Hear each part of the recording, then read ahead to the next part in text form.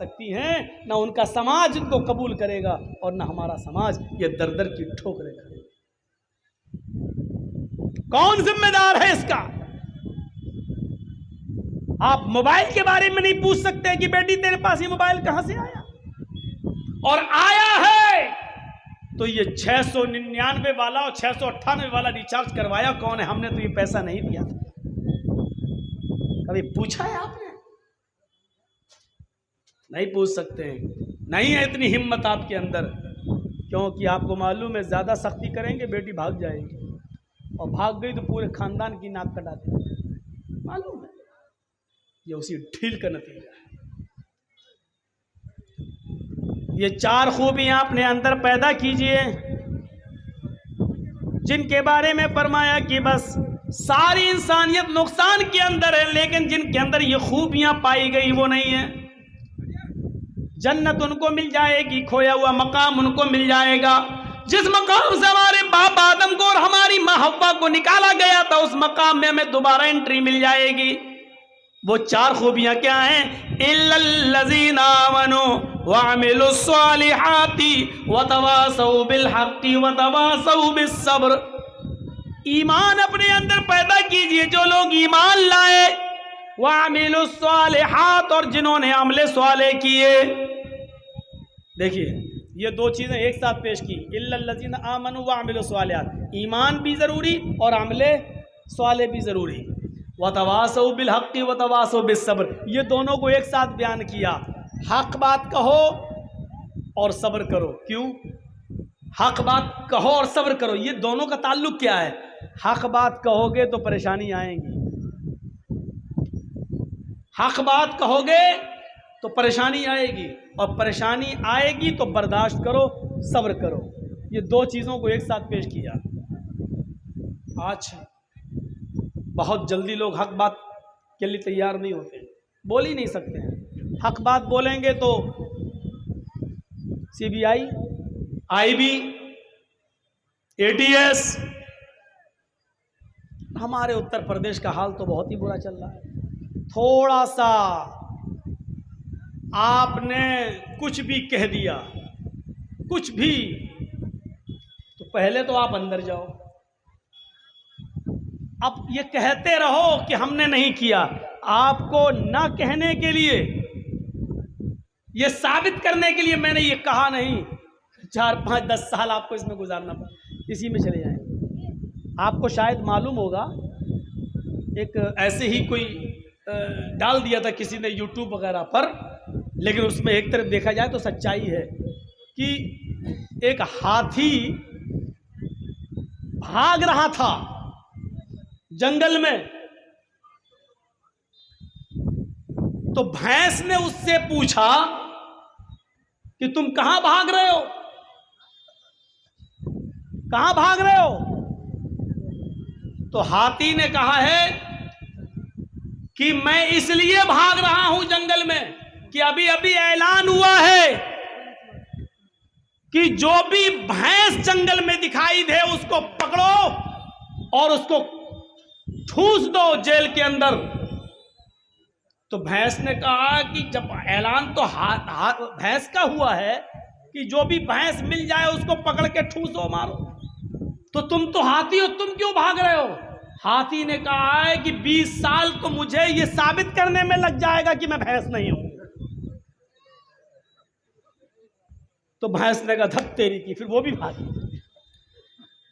तो ये सूरत हाल है इस वक्त हमारे मुल्क की, ये सूरत हाल है इस वक्त। हर आदमी का कलेजा नहीं है 35 और 36 मरतबा जेल में चला जाए।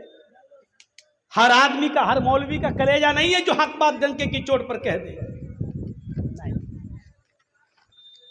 इसलिए हक और सब्र को एक साथ बयान किया, वतवासौ बिलहक्कि वतवासौ बिस्सब्र। हक बात कहोगे तो परेशानी आएंगी, तो 4 काम अपने अंदर पैदा कर लो। ईमान, नंबर 2 अमले स्वाले, हक बात कहना हर हाल में, और हक बात कहने में जो परेशानी आए उस पर सब्र करना। ये 4 चीज़ें। पहली चीज़ ईमान। ईमान कैसा? ईमान और अमले स्वाले दोनों ज़रूरी। आपके पास ईमान है, अमले स्वाले नहीं, बेकार है। ईमान है लेकिन अमले स्वाले नहीं, बेकार। अमले स्वाले है लेकिन ईमान नहीं, तो भी बेकार। आपने कभी देखा है गैर मुस्लिम लोग भी गरीबों की कितनी मदद करते हैं? जरा बंबई चले जाओ, टाटा हॉस्पिटल के सामने खड़े हो जाओ, लाइन लगी हुई है गरीबों की मदद करने वालों की। कैंसर पेशेंट वालों को मदद करने के लिए कितने लोग आते हैं, कितनी संस्थाएं आती। लो साहब कितना का खर्चा? 4 लाख, लो 3 लाख हम दे रहे हैं, लो 2 लाख हम दे रहे हैं हमारी तरफ से। कोई फल लेके चला आ रहा, कोई खाना लेके चला आ रहा, कोई कुछ करते हुए। कितना अच्छा काम है अगर बज़ाहिर देखा जाए, लेकिन सवाब क्या मिलेगा? कुछ नहीं। क्यों? क्योंकि अमले स्वाले तो है लेकिन ईमान नहीं। हमारे पास ईमान है लेकिन अमले स्वाले नहीं है, अमले स्वाले नहीं। ईमान किसको कहते हैं? अमले स्वाले क्या है? अबू दहदा अंसारी के ऊपर नजर डालिए। अल्लाह के नबी जनाब मोहम्मद रसूलुल्लाह सल्लल्लाहु अलैहि वसल्लम के पास सहाबा की एक मीटिंग है, सहाबा बैठे हुए हैं। नबी अकरम के ऊपर कुरान की आयत नाजिल होती है। आपने सहाबा को बताया, आए सहाबियो, मंज़ल्लज़ी युक़रिज़ुल्लाह क़र्ज़न हसना, कौन है जो अल्लाह को कर्ज हसना देगा? अल्लाह को कर्ज हसना। सहाबा ने कहा, अल्लाह के नबी, क्या अल्लाह भी कर्ज हसना लेता है? अल्लाह को भी कर्ज की जरूरत है?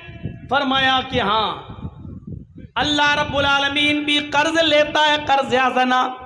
जो अल्लाह को कर्ज हसना देगा, अल्लाह बदले में उसको जन्नत देगा। तुम दुनिया में अल्लाह की राह में खर्च करोगे, अल्लाह उसके बदले तुम्हें जन्नत देगा। कुरान की आयत नाजिल होती है। आपने सहाबा को सिर्फ अभी बताया ही है कि अल्लाह ने यह आयत नाजिल की है, जो हमको कर्ज देगा हम उसको बदले में जन्नत देंगे। इतना कहना था कि हजरत अबू दहदा अंसारी उठते हैं, खड़े होते हैं, कहते हैं, अल्लाह के नबी, अगर मैं अल्लाह को कर्ज हसना दूं तो अल्लाह बदले में हमको क्या देगा? अल्लाह के नबी फरमाते हैं, अल्लाह बदले में तुम्हें जन्नत देगा। फरमाया, अल्लाह के नबी, मेरे 2 बाग हैं मदीने में, एक नीचे हिस्से पे, एक ऊपर हिस्से में।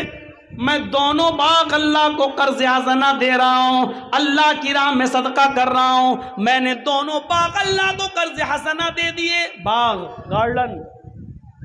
अल्लाह के नबी फरमाते हैं, नहीं आए अबू दहदा, दोनों नहीं, तुम्हारे पास 2 ही बाग हैं। अगर दोनों तुम अल्लाह को कर्ज हसना दे दोगे, सदका कर दोगे, तो फिर तुम्हारे बीवी बच्चे क्या खाएंगे? तुम्हारी जरिए माश कहां से चलेगी? तुम्हारी इक्तिसादी, तुम्हारी माशी जिंदगी तबाह हो जाएगी। फिर तुम सड़कों पर भीख मांगोगे। अल्लाह को यह भी पसंद नहीं कि कोई भीख मांगे। इसलिए ऐसा करो कि 2 बाग हैं, एक बाग अल्लाह को दे दो और एक बाग अपने पास रख लो। कहने लगे, ठीक है, फिर मैं उस बाग को दे देता हूं जिसमें खजूरों के 600 पेड़, 600 दरख्त लगे हुए हैं। कहा ठीक है। अल्लाह के नबी सल्लल्लाहु अलैहि वसल्लम के सामने कहा कि मैंने वो बाग अल्लाह को कर्ज हसना दे दिया है, अब मैं घर जा रहा हूं। वहीं से उठते हैं और घर की तरफ चल देते हैं। घर पहुंचते हैं तो क्या देखते हैं? घर में लॉक लगा हुआ है, ताला। पड़ोसी से पूछा कि मेरी बीवी बच्चे कहाँ हैं? जवाब दिया कि आपकी बीवी और आपके बच्चे भूखे थे, आपका इंतजार कर रहे थे, आप नहीं आए तो आपकी बीवी आपके बच्चों को लेकर आपके बाग में चली गई।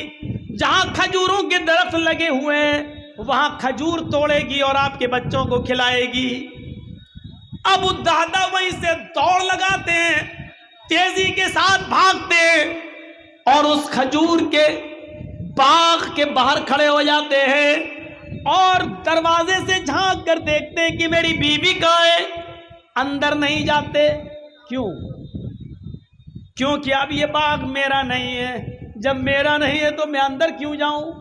ये बाग जब मैंने अल्लाह को कर्ज हसना दे दिया है, सदका कर दिया है, तो अब मेरा क्या हक है?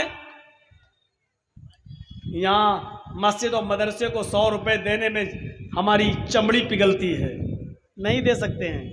एक बाग पूरा कर्ज हसना।